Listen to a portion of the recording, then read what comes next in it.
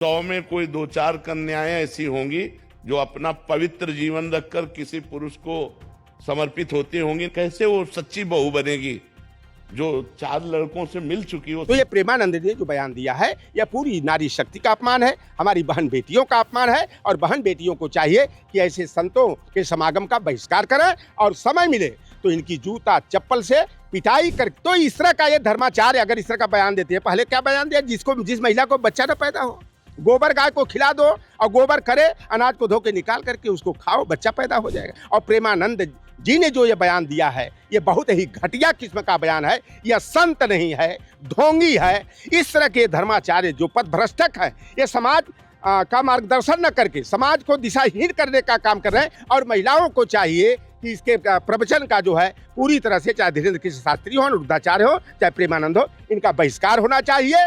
जो चाहे अनिरुद्धाचार्य हो, चाहे ये मौलाना हो, चाहे वो प्रेमानंद हो, महिलाओं पर टिप्पणी क्यों कर रहे हैं, आपको लगता है क्यों? देखिए, भागवत कथावाचक जो हैं, चाहे धार्मिक जो है कि प्रवचन देने का काम करते हैं, तो अनिरुद्धाचार्य को और धीरेन्द्र कृष्ण शास्त्री जैसे जो निठल्ले हैं, हम लोग तो इसको कुछ नहीं मानते।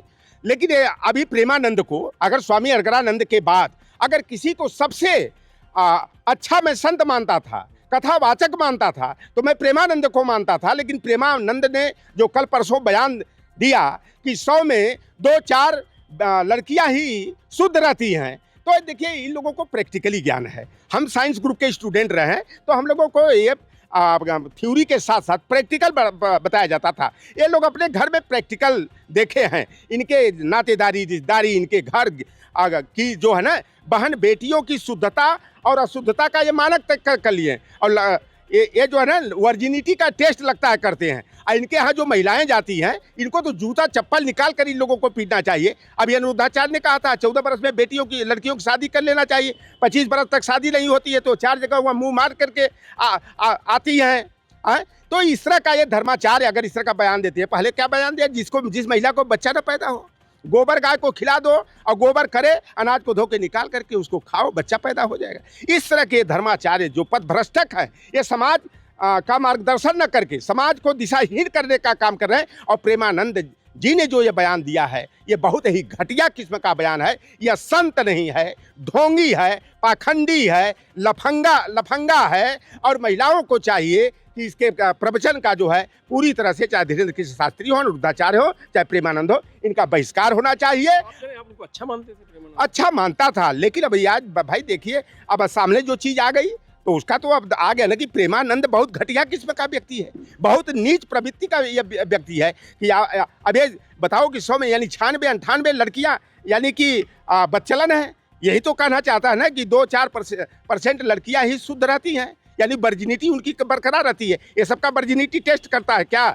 तो ये प्रेमानंद ने जो बयान दिया है यह पूरी नारी शक्ति का अपमान है, हमारी बहन बेटियों का अपमान है। और बहन बेटियों को चाहिए कि ऐसे संतों के समागम का बहिष्कार करें और समय मिले तो इनकी जूता चप्पल से पिटाई करके जो है इनकी औकात बताने का काम करें। और ऐसे भारतीय जनता पार्टी ऐसे संतों को प्रश्रय देने का काम कर रही है, उन्हीं को आदर्श बनाने का काम करती है। तो भारतीय जनता पार्टी जो दोहरी राजनीति चलकर समाज में नफरत की राजनीति पैदा करने का काम कर रही है। और ये पूरी तरह से जब से भाजपा आई है, इधर तो 2-4 बरस में इतना देखा जा रहा है कि ये जो चाहे वो शंकराचार्य हो, चाहे धर्माचार्य हो, महामंडलेश्वर हो, ये तमाम ऐसी फिरका परस्ती की बातें, कहीं नारियों के अपमान की बातें, कहीं हमारे शूद्र समाज, हमारे पिछड़े और दलित समाज के लिए जो है कि अपमानजनक टिप्पणियाँ कर रहे हैं, तो यह पूरी तरह से अशोभनीय है और ये हमारे भारतीय समाज पर बदनुमा धब्बा है। अच्छा, आपको लगता है कि अगर महिलाओं जो बयान देते हैं अगर इन पर एक सही से कार्रवाई हो जाए तो शायद जो महिलाओं के प्रति जो लोग बोलते हैं वो कम से कम कुछ शब्दों की कमी आएगी? देखिए, ये आप देख लीजिए कि आप जोगेंद्र राणा का उदाहरण ले लीजिए ना। कोई अगर बैकवर्ड का व्यक्ति, कोई मुसलमान अगर इस तरह की टिप्पणी किया होता जैसे इकरा हसन जी पर किया है, तो अब तक बुलडोजर चल गया होता, इनकाउंटर हो गया होता, संपत्ति कुर्क हो गई होती। आज जोगेंद्र राणा गलती पर गलती करता जा रहा है, तो यानी कि योगी आदित्यनाथ का सह प्राप्त है, भारतीय जनता पार्टी का संरक्षण प्राप्त है। और वह जो मौलाना के नाम पर जो कलंक है वो मुस्लिम भर का धर्मगुरु बनता है। देखिए, मुसलमान शब्द अपने आप में बड़ी संपूर्णता को लिए हुए होता है कि मुसल्लम ईमान, जिसके अंदर ईमान हो, चाल चरित्र व्यवहार हो, समता समानता का भाव हो, वही मुसलमान होता है। या मुसलमान थोड़े नफरती मुसलमान होंगे जो हमारी बहन बेटियों को बताओ कि जो कभी कहा जाता था कि पुरुष की प्रधानता की बात की जाती थी, आज ये पुरुष प्रधानता को आगे बढ़ाने का काम कर रहा है। इबादत स्थल पर जाने पर इस तरह विवादास्पद बयान देता है। तो इस तरह का जो बयान दिया जा रहा है ये पूरी तरह से जो है कि भाजपा के इशारे पर दिया जा रहा है। अब भाजपा IT सेल की स्क्रिप्ट को आगे बढ़ाया जा रहा है।